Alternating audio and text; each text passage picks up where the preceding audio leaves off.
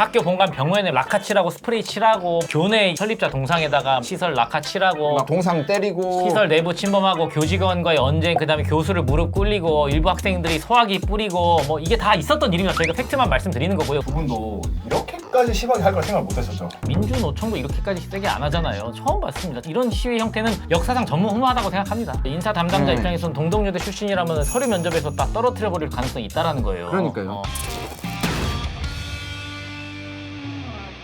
안녕하세요, 영사. 변호사님 최근에 보니까 동덕여대에서 학생 측을 고소했던 걸 취하했다는 게 또 대서특필됐던데 정확히 그게 무슨 내용인 거예요? 많은 분들이 이 사태를 아실 텐데 학교 측과 학생들 간에 굉장히 갈등이 있었죠. 그거와 관련돼서 이제 학교 측이 고소를 전격적으로 취하를 하면서 어떻게 1년 동안 법적 쟁점이 진행이 되어 왔는지 저희가 한번 설명을 드려보겠습니다. 이 영상 하나만 보시면 싹 정리가 됩니다. 왜 이런 논의가 나왔는지부터 한번 생각을 해봐야 돼요. 학령 인구가 감소가 되잖아요. 지금 아이들 안 낳잖아요. 그렇기 때문에 많은 대학들이 학생 유치에 어려움을 겪고 있단 말이에요. 그래서 여대의 구조적인 위기도 함께 불거진 그런 상황이죠. 한쪽 성별만 가지고 이제 운영을 하기 때문에 취업 경쟁력 그리고 이제 외부 이미지상 한계라는 게 지적이 되면서 이거 여대가 살려면 전환을 해야 되지 않을까 그런 여러 가지 전략이 막 논의됐던 시점이긴 했었습니다. 그래서 동덕여대도 이런 흐름에 따라서 중장기적인 발전 계획 그리고 비전 2040 공학 전환 가능성을 제시했다가 이 사단이 벌어진 거죠. 2024년 11월 초에 학교 측이 교수 회의에서 공학 전환을 일부 언급을 하긴 했는데 공식적으로 뭐 학생 대상 공청회나 토론회 없이 비공식적인 논의가 있었다.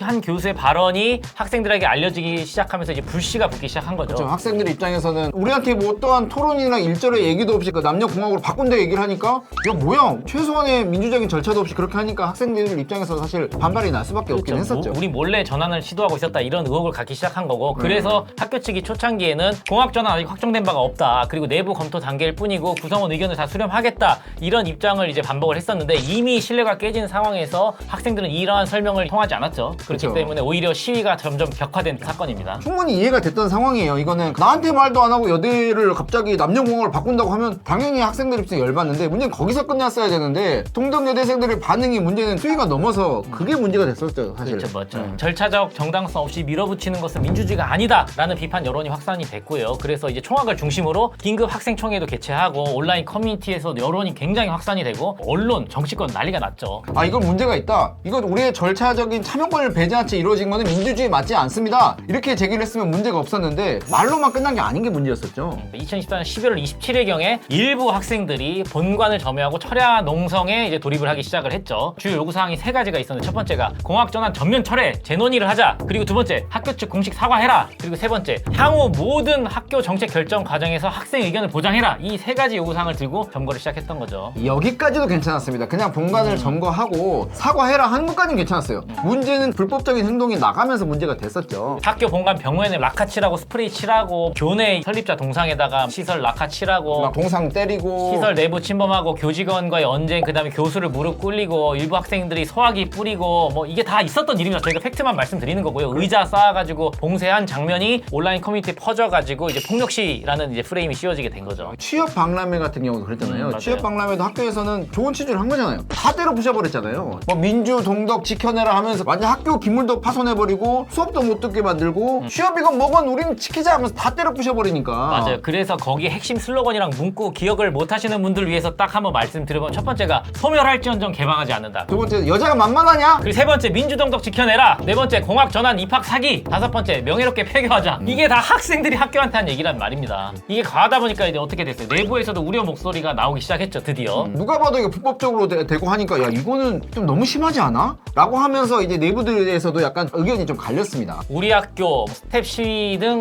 비판 그룹이 등장해서 다음과 같은 이제 성명을 발표를 했는데 그게 뭐였냐면 첫 번째 시위가 처음에 순수했는데 지금은 폭력적인 방식이 학생 전체의 의사를 왜곡하고 있다. 그다음에 두 번째로 학내 다수가 동의하지 않는 방식으로 학생 전체의 뜻 이런 것처럼 포장하는 거 그만 멈춰야 된다. 이래서 이들은 이제 공론장을 확보하고 뭐 중립적 토론회 요구하면서 총학생회 주도의 시위 방식에 이제 선을 그은 거죠. 처음에 약간 우호적인 여론들이 많았어요. 이제 이 부분이 너무 심하게 과격해지다 보니까 일부 언론에서도 이거는 과격한 페미니즘 시위다. 이거는 전체주의적 진영 싸움으로 이걸 몰아가고 있다고 하면서 비난 여론들이 많이 등장을 했죠. 국민청원, 뭐 인터넷 실명 비난, 뭐 악성 댓글 비판하는 유튜브 콘텐츠들도 굉장히 많이 생산이 됐었죠. 실제로 두 분도 중립적으로 보시다가 그거에 대해 산말씀 하셨었잖아요. 했었죠. 저희도 얘기를 많이 했었고 사실 이런 불법적인 폭력 시위는 누구도 용인해서는 안 되죠. 민주국가에서 용인될 수 없는 방식이잖아요. 그러니까 저희가 영상이 크게 두 개를 찍었는데요. 첫 번째는 학생들 편에서 이거는 좀 민주적으로 학생들을 빼고 하는 건 좀 그래도 좀 문제가 있지 않을까라는 취지로 얘기를 했다가 두 번째는 성인인데 이렇게 불법을 저질렀으면 책임을 져야 될 거 아니냐라고 하면서 저희도 자제해야 된다 그런 목소리를 냈었습니다. 두 분도 이렇게까지 심하게 할 거라 생각을 못 하셨죠? 민주노총도 이렇게까지 세게 안 하잖아요. 처음 봤습니다. 이런 시위 형태는 역사상 전무후무하다고 생각합니다. 학교의 재산들을 자기 거였으면 그렇게 하지도 않았어요.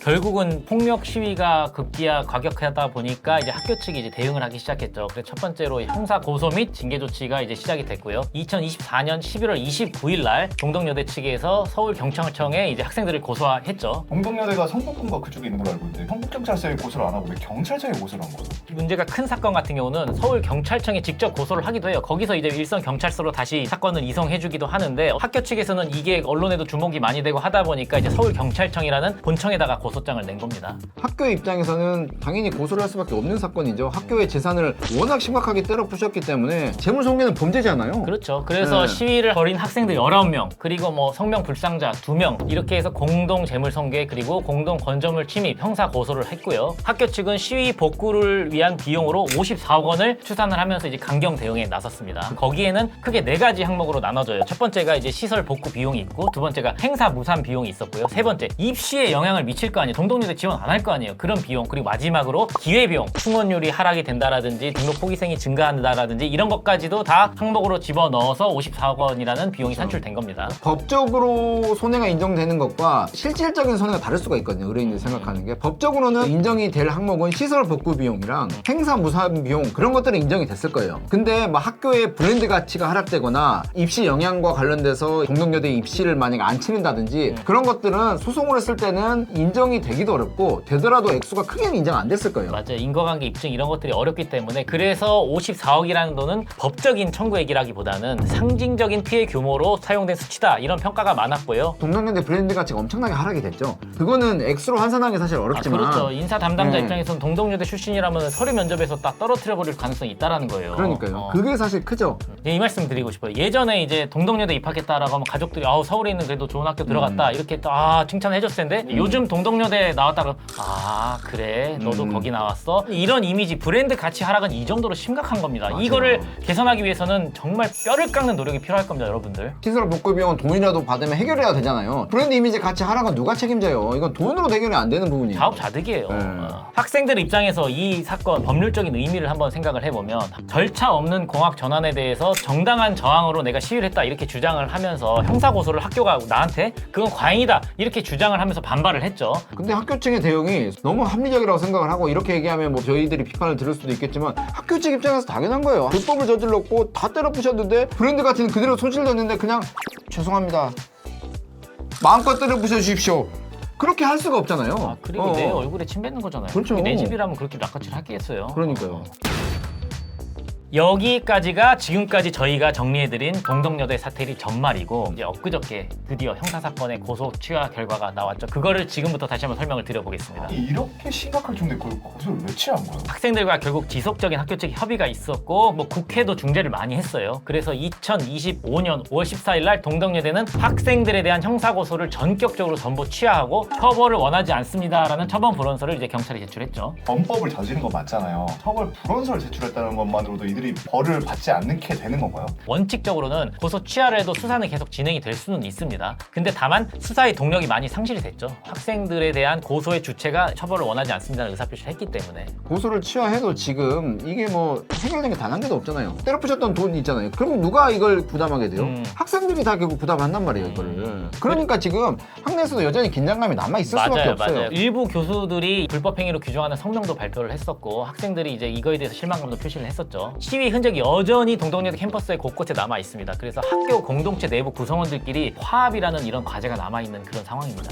그래서 이 사건이 한국 사회에 던진 메시지랑 시사점 같은 게 있어요. 첫 번째가 저는 이렇게 생각해요. 학생들의 문제 제기 그 자체는 저는 의미가 있다고 생각을 합니다. 왜냐하면 학교 측의 일방적인 정책 추진, 학생들의 의견을 반영하지 않은 정책 추진은 절차적인 정당성이 결여됐다라는 측면에서 이제 학생들이 왜 나를 배제하느냐 이런 문제 제기는 정당한 문제 제기예요. 정당한 문제 제기죠. 하지만 두 번째로 그 시위 방식이 정당했냐? 그렇죠. 그건 아니다라는 겁니다. 결국은 정당한 절차상 문제 제기가 위협적인 무력 행사로 변질이 됐고 학생들을 상대로 한 형사 고소라는 이제 초강수를 꺼내 들 수밖에 없었던 거죠. 피해자는 사실 학교잖아요. 학교 구성원들이 다 피해자잖아요. 그렇기 때문에 단체 행동은 자유지만 그 책임도 어른이기 때문에 함께 져야 된다라는 점에서 굉장히 시사점을 주는 사건입니다. 그래서 동덕여대 사태는 이제 학교뿐만 아니라 학생들 역시 소통과 저항의 방식에 대해서 한번 성찰을 해봐야 된다라는 교훈을 준 사건이라고 진짜 생각합니다. 성찰해야 이 말씀을 하면서 이 영상을 마무리하고 싶습니다. 학생들의 항의는 정당했지만 그 방식은 정당하지 않았다. 그리고 누구도 절차 위에서 서서는 절대 안 됩니다. 뭐든 합법적으로 해야지 그 절차 위에서 행동하면 안 돼요. 진정한 민주주의는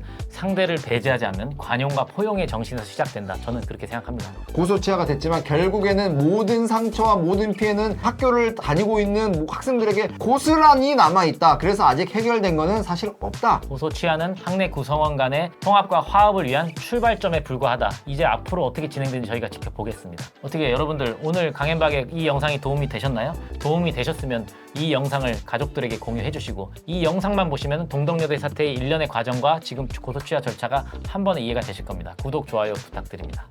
눌러라!